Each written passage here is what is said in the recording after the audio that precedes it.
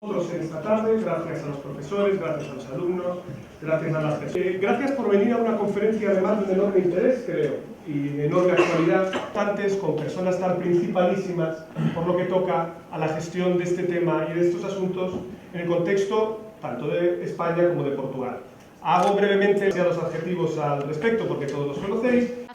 Donde ese pensamiento y esa investigación y esa formación, bueno, pues para mí un honor, así que gracias al rector, que hemos estado antes con él y no se podía quedar, y gracias a vosotros, porque siendo nosotros, ¿no?, los protagonistas del debate, sin duda en esa media hora final pues vais a poder preguntarnos y despejar, ¿no?, algunas de las incertidumbres de las que vamos a hablar, incertidumbres que tienen que ver, como decía Pablo, con el Brexit, con tensiones comerciales, pero otras seguro que van a surgir en el debate relacionadas con la digitalización, la sostenibilidad o lo que es la descarbonización de la economía, y que estoy convencida de que nos vais a preguntar. Bien, lo decía Pablo, acabamos de conocer hace pocas horas que hay un principio de acuerdo entre la Unión Europea y Reino Unido, y digo que hay un principio de acuerdo porque ahora se tiene que ratificar. Hoy mismo está reunido el Consejo Europeo y esperamos que efectivamente el Consejo Europeo ratifique el acuerdo y la incertidumbre de nuevo vuelva a estar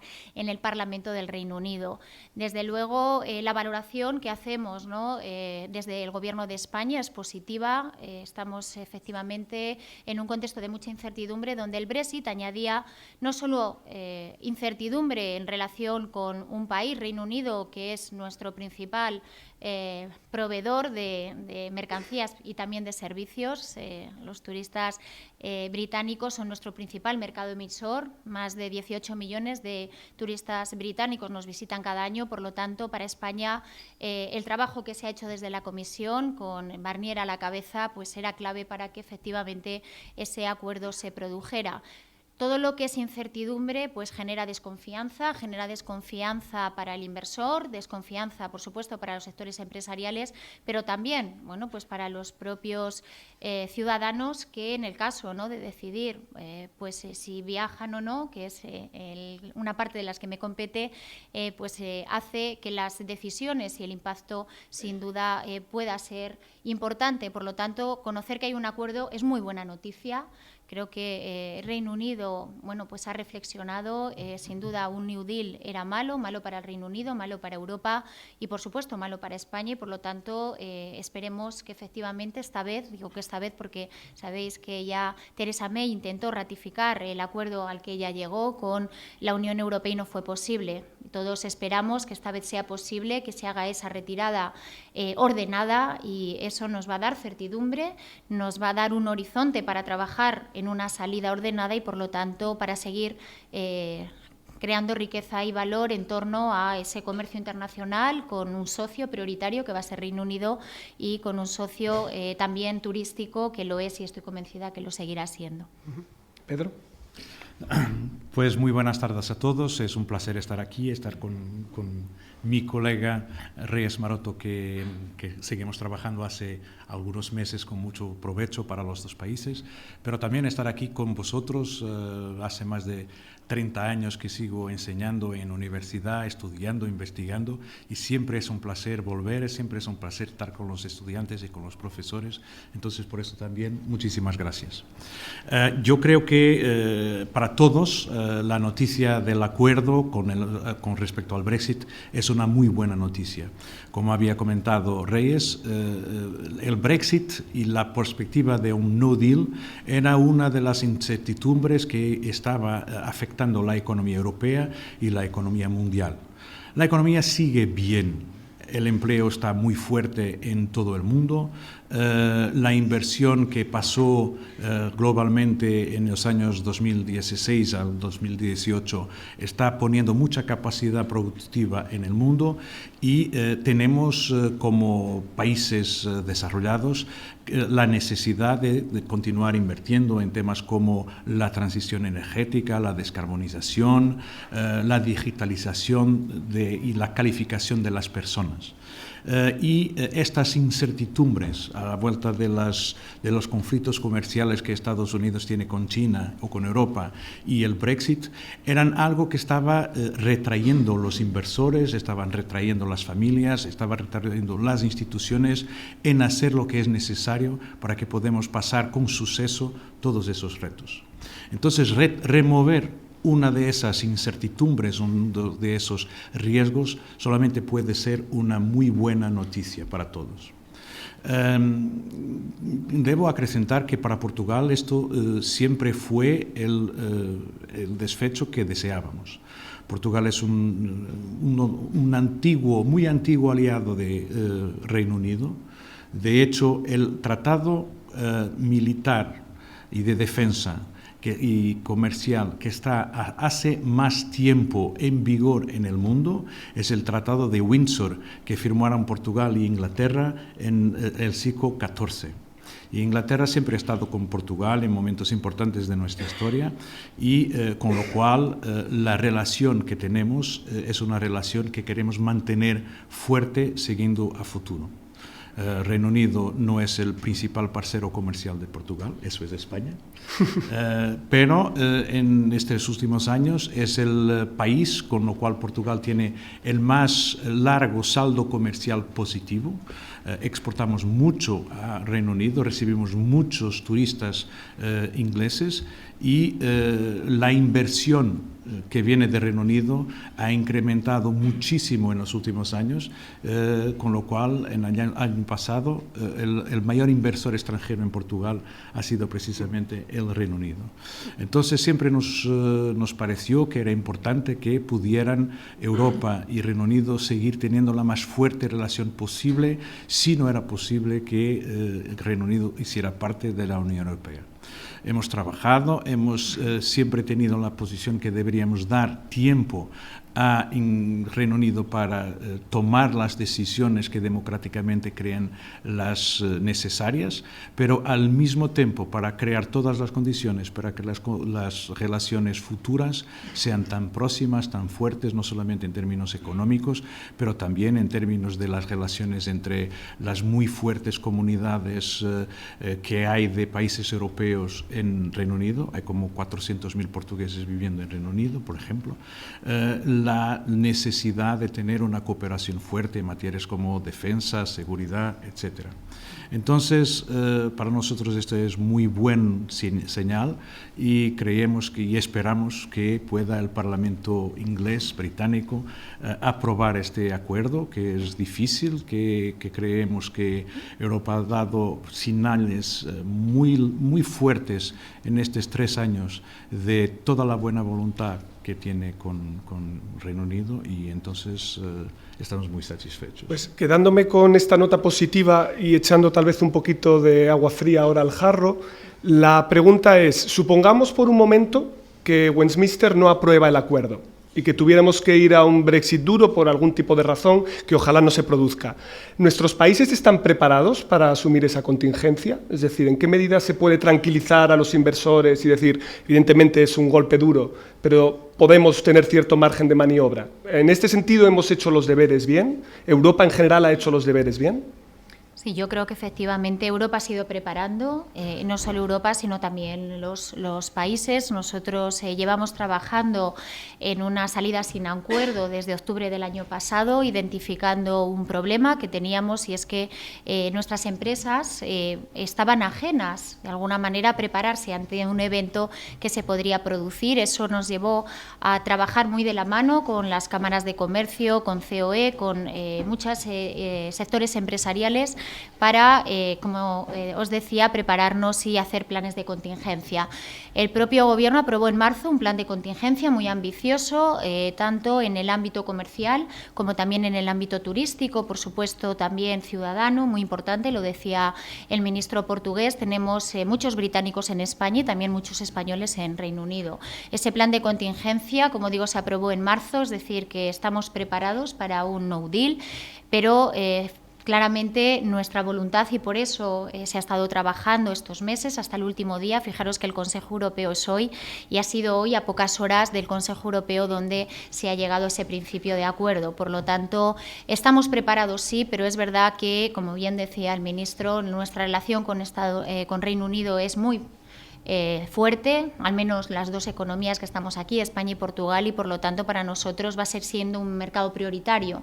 Nos gustaría que siguiera en la Unión Europea, pero no estando en la Unión Europea, desde luego una salida ordenada es buena para ellos, es buena para España, es buena para Europa, y por lo tanto eso también nos permite, y lo decíamos, ¿no?, en la comida, centrarnos en otros desafíos, que a ver los haylos, y tenemos ahora, bueno, pues las tensiones comerciales con Estados Unidos, no solo con China, también con la Unión Europea, y por lo tanto hay que dejar de alguna manera solucionado o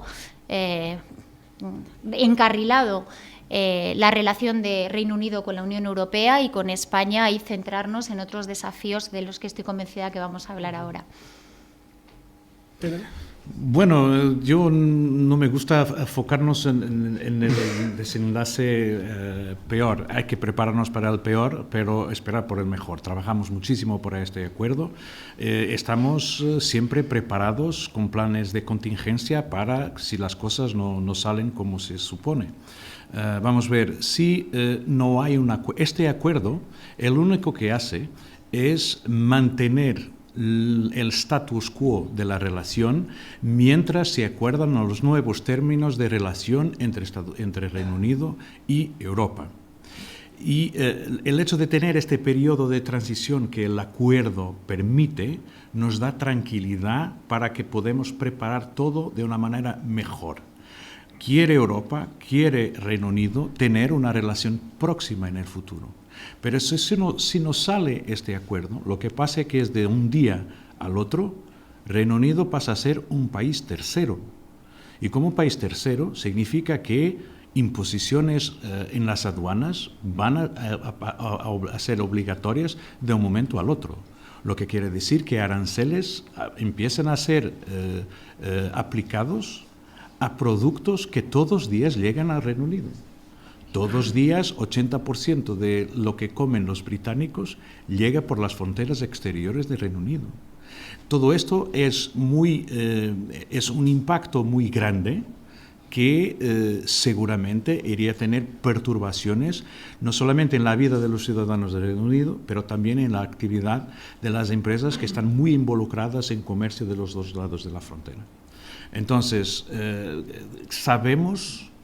hemos identificado los mayores problemas, los mayores impactos. Por ejemplo, un avión que sale de Londres antes de la medianoche y aterriza después de la medianoche de la medianoche del día del Brexit, tendría problemas en recoger pasajeros en un país europeo para llevarlo a otro país europeo que no Reino Unido. Eso es un impacto claro. Por eso Europa ha aprobado un reglamento transitorio para que si pasara un hard Brexit no se quedaran los pasajeros en el suelo. Pero son cosas tan básicas y sencillas como estas que se plantearán de un momento al otro. Y hay una cosa que creo que el mundo haber identificado con la historia de los últimos 10 años. En el 2008 ha habido una decisión consciente del Tesoro americano de dejar que Lehman Brothers, la banca de inversión, se quebrara. Y toda la gente suponía que sabía las consecuencias y que todas ellas eran manejables. Y después lo que pasó es que el hecho que la financia internacional sea tan involucrada ha tenido consecuencias dramáticas que ni siquiera se pudiera suponer en el momento que se tomó esa decisión. Entonces, un hard Brexit es algo que podemos suponer que estamos preparados, pero no sabemos cuál va a ser el impacto real. Entonces, aquí un poco de prudencia, de precaución, de pragmatismo es importante, porque si es la decisión soberana de los ingleses salir de la Unión Europea, al menos vamos a hacerlo de una manera que no cause sufrimiento, dificultades, desempleo en los países afectados. Vamos a ver, Reino Unido es un país europeo, como decíamos, es un aliado y un socio muy próximo, muy cercano, va a continuar siéndolo. Y entonces yo creo que no hay que pensar lo que pasa si no sucede, pero que sí Europa, como siempre ha tenido la capacidad de manejar en las situaciones extremas, situaciones muy difíciles. Poniéndonos pues en este escenario más proactivo y sabiendo que ahora mismo también hay incertidumbre en el mundo respecto a las guerras comerciales, hablemos entonces de lo que puede aportar Europa y nuestros dos países, estando integrados como estamos en una de las áreas comerciales y más libres del mundo. En este equilibrio o en este aparente desequilibrio o estas aparentes guerras comerciales que se están comenzando a dar entre China y Estados Unidos, ¿cuál puede ser la contribución europea y de nuestros dos países? ¿Podemos mediar? ¿Podemos buscar compromisos bilaterales? ¿Podemos buscar nuevas alianzas para seguir preservando las ideas generales del libre comercio? Yo creo que el papel de la Unión Europea es clave. He tenido la oportunidad hace pocos meses de participar en el G20 de Comercio y sin duda era un escenario propicio para que Europa recuperara el liderazgo en el mantenimiento de ese orden multilateral que tanto defendemos. Estaba viendo aquí algunos alumnos que yo les daba micro y hacíamos los problemas de comercio internacional y siempre nos salía suma positiva, es decir, que la propia economía incorpora ese balance positivo al libre comercio. ¿Cuántos imaginábamos que esto no iba a ser así, que efectivamente las reglas del juego, unas reglas que tienen un nombre, la Organización Mundial del Comercio, donde los países definimos en ese entorno cuáles son las reglas y que existe de hecho un órgano de disolución de diferencias que cuando se incumplen esas normas pues la OMC interviene. Por lo tanto, creo que Europa tiene en este momento y la Unión Europea como gran área de libre comercio un papel clave para recuperar la normalidad que no se debería haber perdido, para efectivamente corregir los desequilibrios que los hay. Nosotros defendemos, España, Portugal y otros países, el que se tiene que modernizar la Organización Mundial del Comercio. Sin duda el siglo XXI está suponiendo transformaciones disruptivas y también el comercio internacional y la política comercial se tiene que adaptar. Pero insisto, dentro de unas reglas que todos tenemos que cumplir y por lo tanto la Unión Europea tiene un rol clave, yo diría que estratégico, que es recuperar lo bueno que ha traído ese sistema multilateral, modernizar la Organización Mundial del Comercio y los espacios donde los Estados nos ponemos de acuerdo sobre unas reglas. Hay que ir un poco más allá y de hecho en la Unión Europea ya estamos trabajando en los nuevos acuerdos de libre comercio en que además de reglas el comercio tiene que servir también para reforzar valores que tienen que ver, por ejemplo, con la sostenibilidad. Los acuerdos de libre comercio, los nuevos que ya estamos firmando con terceros países, tienen todos cláusulas de cumplimiento de los acuerdos de París, cláusulas de cumplimiento, por ejemplo, de reglamentos de la Organización Mundial del Trabajo, de trabajo no forzoso, de trabajo digno.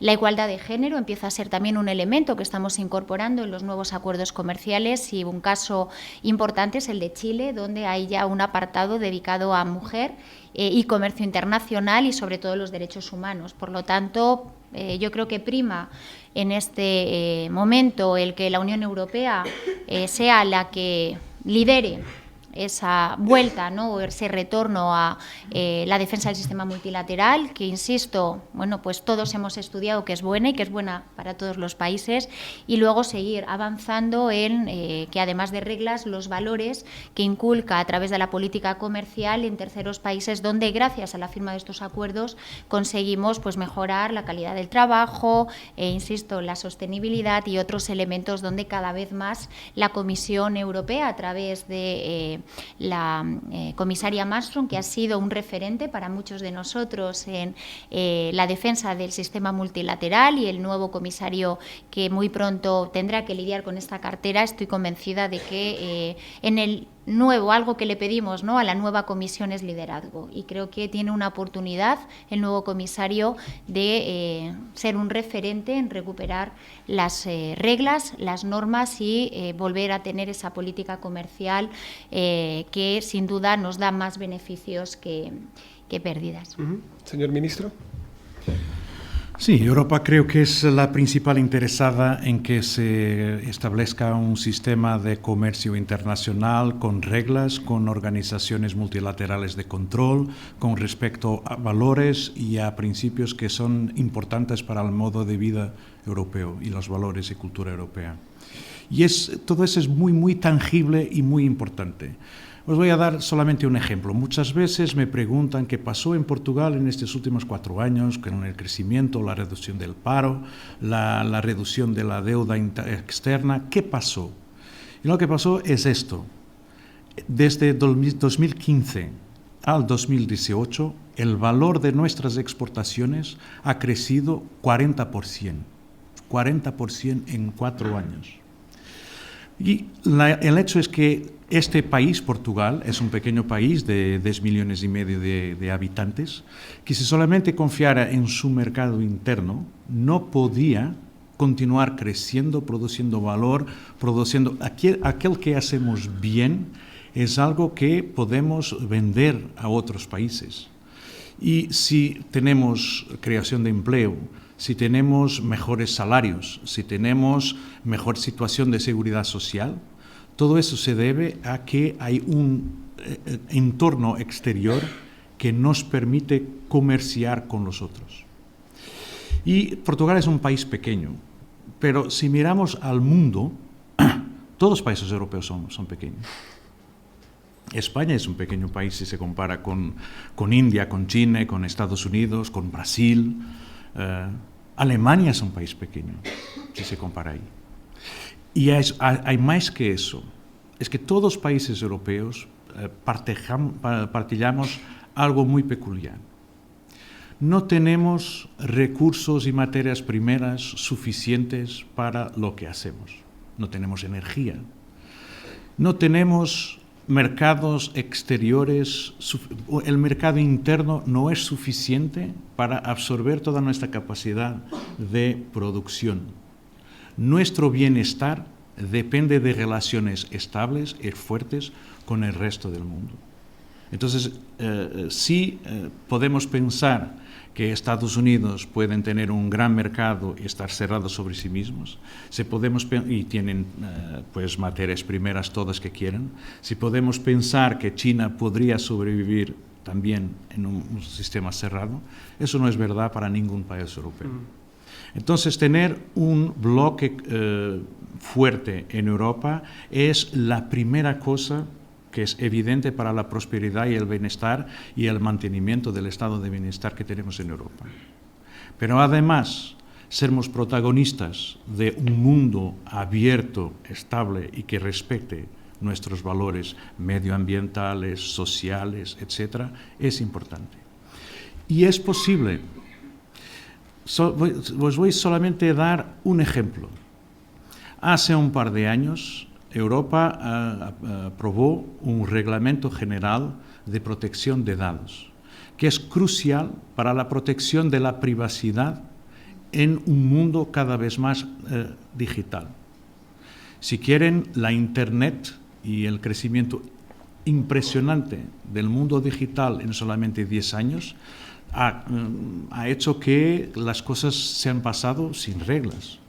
Era como si de un momento al otro tuviéramos una red de carreteras muy densa con toda la gente en el mundo con un coche en las manos y no tuviéramos leyes de carretera, de saber si conducimos por la izquierda o por la derecha. En esta situación era como si grandes compañías pudieran diseñar el percurso de la carretera para llegar al hotel o a la estación de servicio que controlaban ellos. Estas reglas que ha imponido Europa en estos momentos son el estándar mundial. Todas las empresas digitales que quieren hacer trabajo en Europa tienen que seguir esas reglas, están cumpliéndolas y están pasándolas a sus otros países, en Estados Unidos y en otros sitios. Entonces Europa tiene el poder de sus valores y el poder de su mercado y eso lo debe jugar. Y creo que tener la conciencia que un continente que no tiene poderío militar, un continente que no tiene materias primeras, es el principal interesado en que las reglas multilaterales sean respetadas. En un contexto en el que a partir de la crisis de 2008 Europa quedó paralizada también por los efectos que tuvo la crisis financiera, luego de deuda de muchos países, desde luego el mundo no ha dejado de girar, es decir, el resto de países han continuado creciendo, han continuado haciendo apuestas.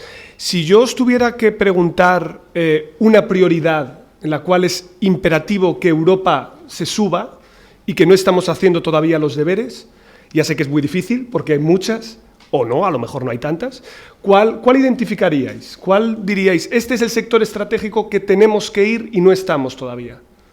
Bueno, yo más que sector estratégico, creo que donde tenemos y estamos todavía muy retrasados es en el ámbito de la digitalización. Tenemos grandes campeones, sin duda Estados Unidos tiene, ¿no?, sus referentes, también Asia, y en cambio en Europa nos hemos quedado atrás. Y digo nos hemos quedado porque tenemos el talento, tenemos también proyectos, pero lo que nos falta quizá es definir ese proyecto europeo y ese proyecto que nos sitúe a la vanguardia, porque lo decía el ministro, va a haber palancas del cambio y la digitalización es hoy ya una palanca del cambio. Esto, la guerra comercial de China y Estados Unidos se dice comercial, pero en realidad es una guerra tecnológica, donde no está Europa porque no tenemos todavía nada que perder, ¿no?, contra ellos. Por lo tanto, aquí hay un proyecto, o hay varios proyectos que creo que tenemos que liderar, y uno es la inteligencia artificial. España apenas en pocos meses vamos a tener ya todo el despliegue del 5G, estamos ya en los segundos proyectos piloto, es algo que vamos a empezar ya a poder usar, pero tenemos también que tener a las empresas preparadas, a los ciudadanos preparados y sobre todo escalar a un proyecto europeo que haga de la inteligencia artificial, y lo decía muy bien el ministro, hemos puesto protección a los datos, pero ahora tenemos que darle valor a los datos y tenemos que convertir ese valor en proyectos concretos. Por lo tanto, la inteligencia artificial o el Internet de las cosas, el blockchain, todo lo que está, ¿no?, detrás de esas herramientas habilitadoras que llamamos, van a ser claves. Son claves ya en la industria del comercio y el turismo, y acabo de llegar de Benidorm, donde estábamos hablando en un espacio de la digitalización del turismo y lo veíamos como una oportunidad. Nos resulta ajeno, pero ya estamos todos con el smartphone, pues comprando vuelos, estamos haciendo reservas en hoteles, y eso es hoy el presente. Por lo tanto, las empresas tienen que estar ya en esa plataforma, y todavía tenemos muchos sectores, sobre todo la pequeña y mediana empresa, la pyme, a la que tienen que dar el salto. Por lo tanto, creo que hay proyectos, y en el marco de colaboración bilateral con Portugal, nosotros queremos ser aliados, estamos trabajando en proyectos conjuntos para, en el marco de la Unión Europea, buscar efectivamente socios y proyectos concretos donde escalar y ser referentes. Tenemos muchos sectores, y el sector de la automoción, por ejemplo, es uno de ellos, es prácticamente el 20% de todo su PIB, el 13-14% de nuestro PIB, y estamos trabajando en proyectos con el tema de vehículo alternativo a lo que es el térmico combustión, y creo que ahí, bueno, pues España tiene que dar un salto, y parte de eso es tecnológico. El coche del futuro cada vez va a ser más conectado, vamos a interactuar con él, estamos hablando de tecnología aplicada a un sector que es estratégico para nuestro país. Por lo tanto, creo que, insisto, nos hemos quedado atrás y que tenemos ahora una oportunidad única, que tenemos el talento, que tenemos, yo siempre digo, los recursos, y que lo que nos falta es liderar un proyecto europeo que realmente nos marque la diferencia en relación a los demás, y por lo tanto será en ese ámbito donde, sin duda, desde la relación bilateral que mantenemos, impulsándolo en el marco de la Comisión con otros países, vamos a encontrar proyectos líderes, tractores. Lo que necesitamos ahora son cambios disruptivos. Nos tenemos que diferenciar en algo, y por lo tanto eso significa hacer cosas distintas a los demás. Y en el ámbito de la digitalización, la tecnología, insisto, está allá, es un valor de nuestra empresa, y por lo tanto, si no empezamos a aprovecharlo y a diferenciarnos, nos encontramos, bueno, con sectores en los que ya nuestros proveedores son los chinos. Hablo, por ejemplo, de la batería eléctrica. Cualquiera que quiera comprar una batería eléctrica la puede comprar en Europa, pero será coreana, china o japonesa. Y hablo en un sector que es estratégico, que es un sector estratégico de país y estratégico para Europa. Por lo tanto, identifiquemos aquellos sectores en los que queremos mantener ese liderazgo. Otro es el sector turístico. Compartimos además un modelo común. Y más allá de ser líderes en sector turístico, lo que nos tenemos es que diferenciar. Y esa diferenciación pasa, lo decía, por añadir valor. Decía que el éxito, parte del éxito de la política económica de Portugal ha sido añadir valor también a sus exportaciones. Tenemos que añadir valor y eso también, por ejemplo, en la industria agroalimentaria, donde somos líderes, nos falta dar un paso en la transformación. Tenemos el producto, pero lo exportamos y luego lo importamos ya transformado. Ahí hay un ámbito y eso tiene que ver también con la España vaciada. Si hay un sector que sin duda va a ayudarnos a combatir el despoblamiento y el reto demográfico, sin duda, y he estado en Campofrío el lunes, es el sector agroalimentario. Por lo tanto, creo que tenemos retos, que tenemos proyectos y que efectivamente, bueno, digo nueva Unión Europea porque hay un nuevo mandato, se va a enfrentar a cambios disruptivos que van a hacer que Europa o se quede atrás o sea líder en algo. Y yo creo que en digitalización, inteligencia artificial y todo lo que tiene que ver, ¿no?, con el dato y el valor del dato, no podemos quedarnos atrás y depender de Estados Unidos o de Asia con esas tensiones geopolíticas que sin duda nos afectan y donde no tenemos respuesta en este momento. Señor ministro. Sí, completamente de acuerdo. Yo no creo que sea tanto un sector, pero más una manera de funcionar. Y creo que este tema de la transformación digital que la sociedad tiene es muy importante. Me acuerdo solamente que vosotros son jóvenes, pero para mí me acuerdo que el primer iPhone ha aparecido en 2007, ha llegado a Portugal y a España en 2008. Es poco más de una década. Una década para mi vida es muy poco, para vosotros quizás es mucho, para mí mi vida es muy poco. Y lo que pasó a partir de ahí es que cosas que ni siquiera suponiéramos posibles pasaran a ser el común. Todo lo hacemos a partir de aquí. No solamente hacemos la marcación de viajes o la adquisición de noches de hotel, pero compramos cosas, hacemos inversiones, hacemos pagos, escuchamos música, nos conectamos con amigos aquí al lado o en otra parte del mundo. Y a partir de ahí, de las posibilidades que estas tecnologías han generado, todo ha transformado. Y cosas que ni siquiera imagináramos son hoy negocios muy, muy grandes. ¿Quién pudiera suponer que una aplicación que puede permitir a encontrar parceros sexuales puede ser un negocio multimillonario? Y eran cosas que era imposible de suponer hace muy poco tiempo. Entonces creo que más que seleccionar un sector, hay que preparar las sociedades, las comunidades, las economías para funcionar en este entorno digital. Un ejemplo, no hay industria más tradicional que la de los zapatos, porque es una cosa que la humanidad desde sus primeros tiempos siempre ha necesitado de cubrir sus pies. Entonces eso está ahí hace mucho, mucho tiempo. La industria de zapatos, por lo tanto, ha cambiado completamente. Porque hoy por hoy lo que se hace es escoger un zapato con un material, con una plantilla, con una color, con una talla que es muy específica y que se puede elegir aquí.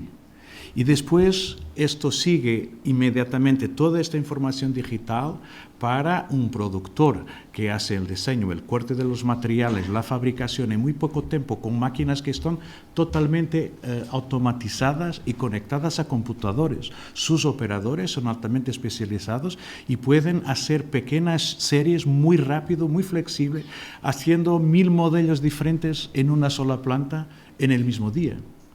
Y si eso no se hace, la gente ya no quiere comprar zapatos en la zapatería en la calle. Eso aún va a seguir, pero en España, en Alemania, en Portugal, todos los días cierran zapaterías en la calle.